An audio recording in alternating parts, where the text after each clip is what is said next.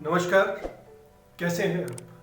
मैं रोहित कौशिक और आशा करता हूं कि आप लोग भी एकदम सही सलामत, एकदम कुशल मंगल होंगे।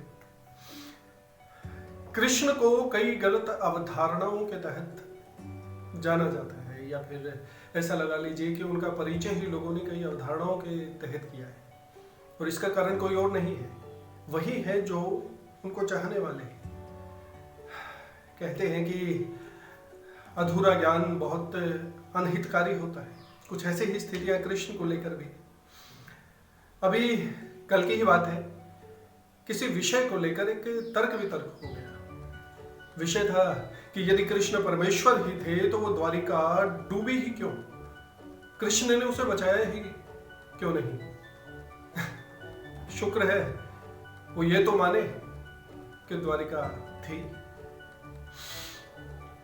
ये विषय बहुत लंबा है, लेकिन एक छोटे से तर्क के आधार पर मैं स्पष्ट करना चाहूंगा। गांधारी के शाप के वशीभूत होकर कृष्ण का संपूर्ण वंश का भी सर्वनाश हुआ और द्वारिका भी डूबी। जिस वक्त महाभारत का युद्ध हो चुका था, उसके पश्चात गांधारी ने कृष्ण को शाप दिया था कि जिस प्रकार तूने एक संपूर्ण वंश का सर्वनाश करवाया है, जिस प्रकार तूने भाइयों को परस्पर लड़वाया है, उसी प्रकार महाभारत के युद्ध से ठीक 36 वर्ष पश्चात तुम्हारा वंश एक दूसरे को पागल कुत्तों की तरह फाड़ खाएगा।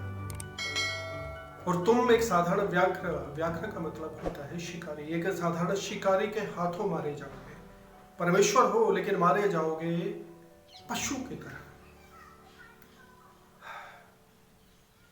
परमेश्वर इतना आसान नहीं होता, परमेश्वर बने रहना।